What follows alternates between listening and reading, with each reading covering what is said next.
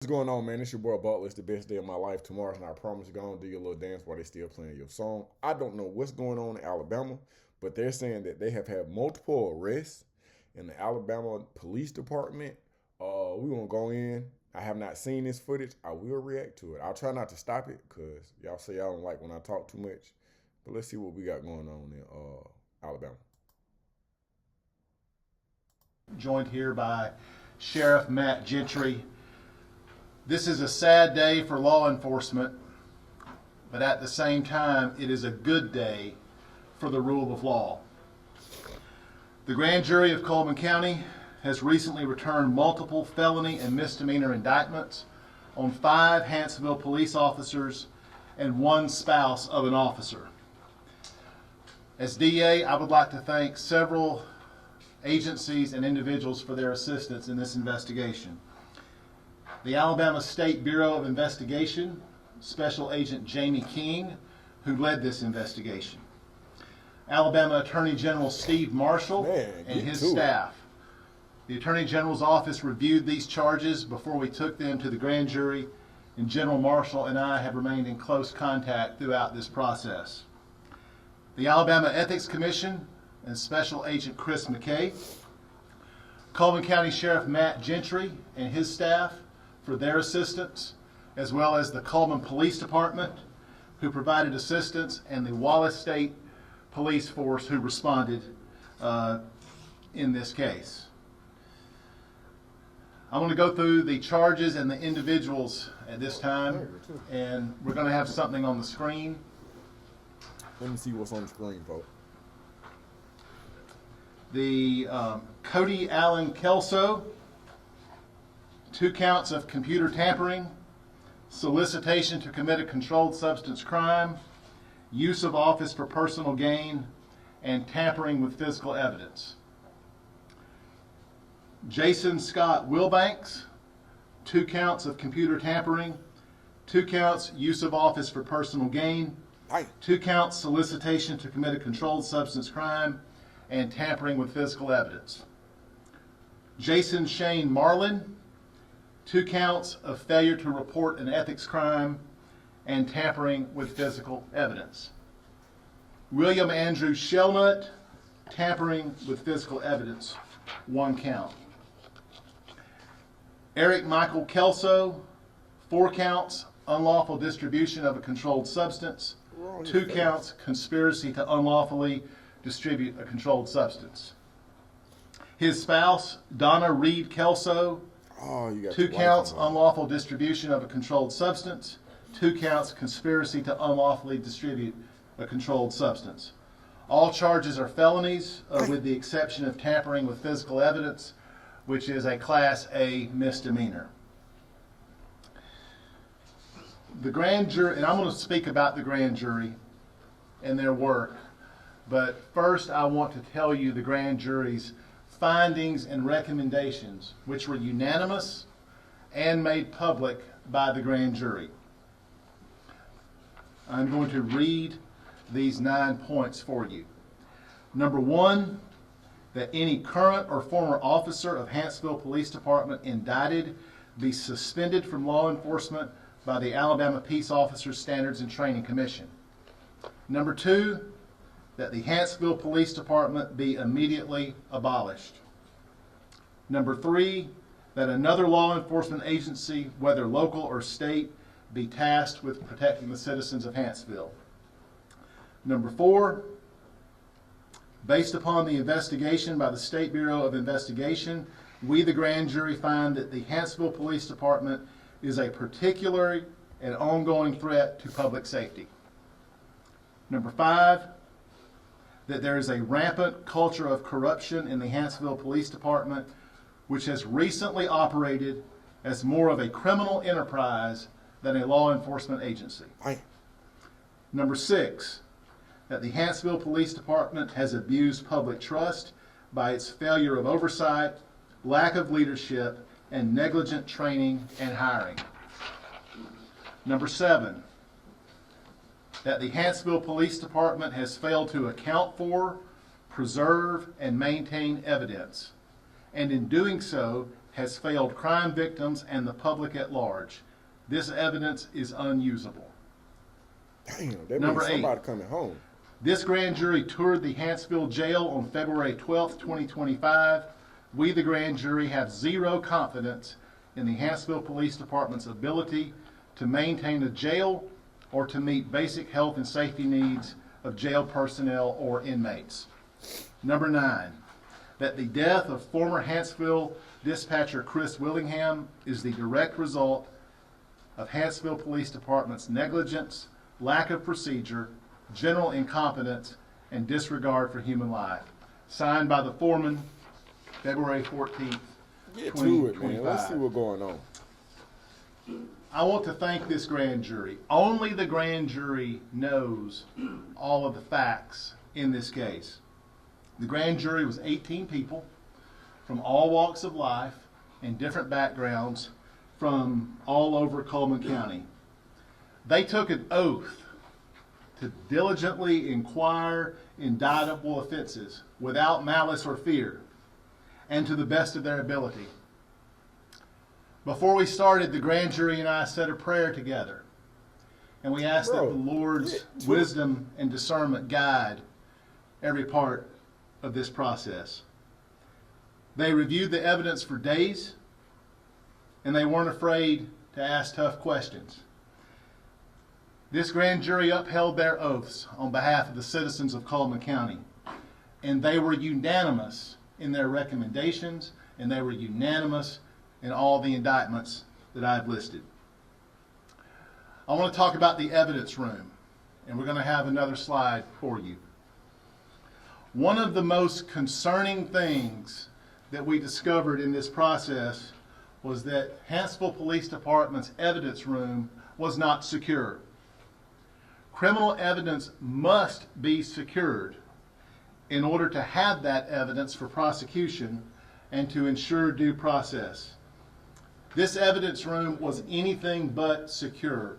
This photo here is the outside wall to the evidence room. Y'all got a brick and you will missing see this hole Y'all in the tweaking, evidence bro. room. This picture was taken Y'all tweaking, on bro. August 23rd, 2024.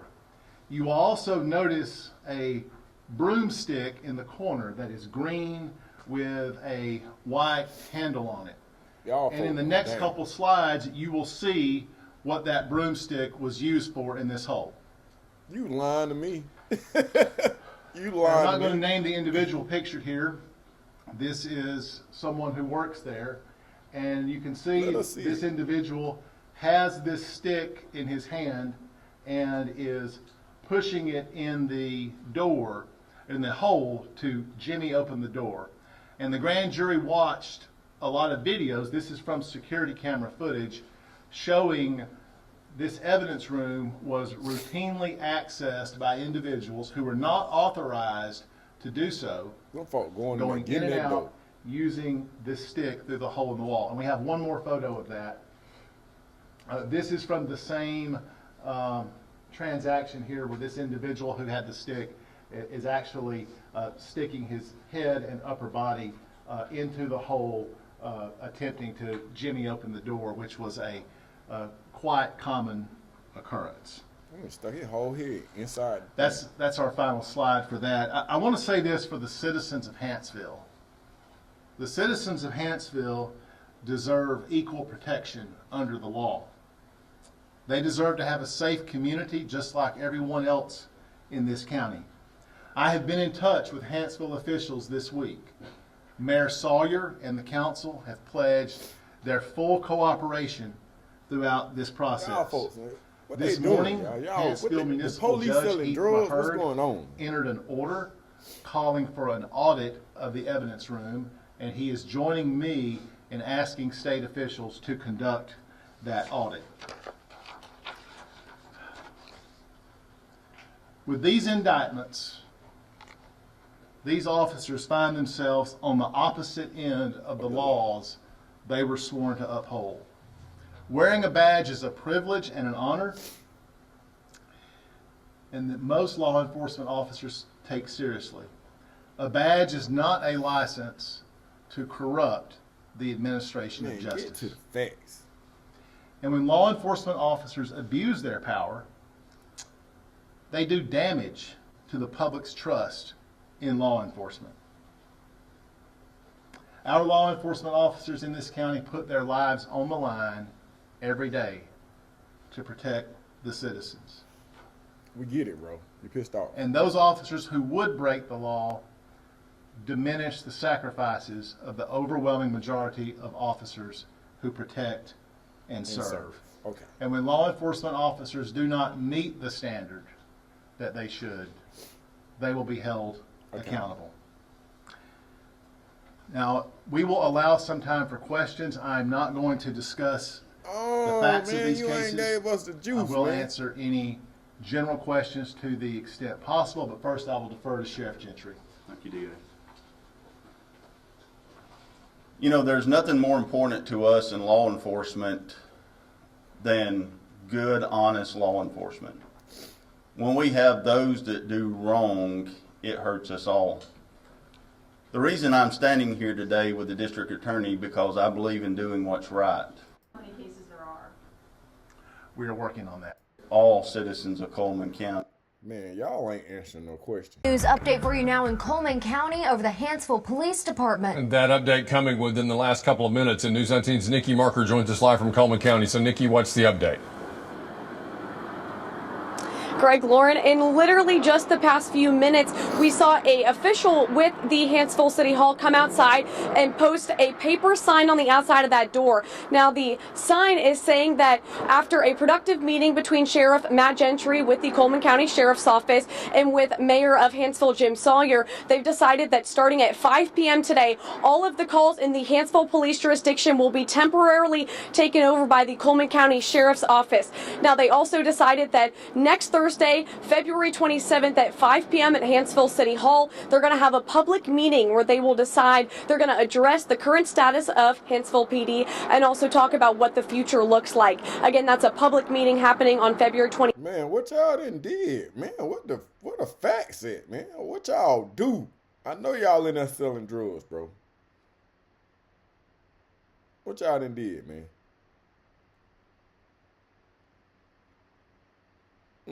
What y'all done did? All right, here we go. Here we go.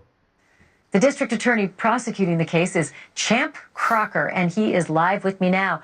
District attorney, this is such a shocking sort of pattern of facts. How long do you think it's been going on? Ain't no telling. Well, Ashley, first of all, thank you for having me on tonight. And we don't know how long this has been going on, but after the dispatcher, Chris Willingham, died in August, I insisted on the State Bureau of Investigation coming in and doing this investigation. And through that process, we discovered a lot of troubling things, which are the subject of these indictments. So one of the things I think of right away with my true crime spidey sense isn't so much, do you have them dead to rights? Their cops, they have covered their tracks. It's really all about the work that they've been doing for years to put other people away, let's say for drug, trafficking or dealing. And I worry about the pending cases and the convictions. Like, what is going to happen to all those people that they have been involved in prosecuting? We have started a review of those cases, and we are going to get to the bottom of that. As far as pending cases go, if evidence has been tampered with, it is unusable. And the grand jury listed 9 findings and recommendations, one of which was this evidence is unusable, because you have to prove that evidence is the same evidence that was seized by the arresting officer when you go to court. And so we think it's certainly possible that cases could have to be dismissed. And look, as the district attorney, my job is to do justice. There's only one person in the courtroom whose job it is to do justice. Defense attorney has a duty to their client. The judge has a duty to be impartial. It's the district attorney who must do justice, and justice is what we're going to do here. Yeah, I should put that picture back up with the guy who's got his head stuck through a hole in the wall. One of these guys, I assume, is poking his head into the evidence room, and if there were any better proof of compromised evidence, that picture is pretty telling. I only have 10 seconds left, but is the whole department going to be abolished? That remains to be seen. This afternoon, the Cullman County Sheriff took over on a temporary basis until the town decides what to do with it. To join me, thank you so much. Hey man, so at the end of the day, man, look like these guys is they drug dealers, man. Alabama. So let's stay tuned, man, for further details and see what's going on, man.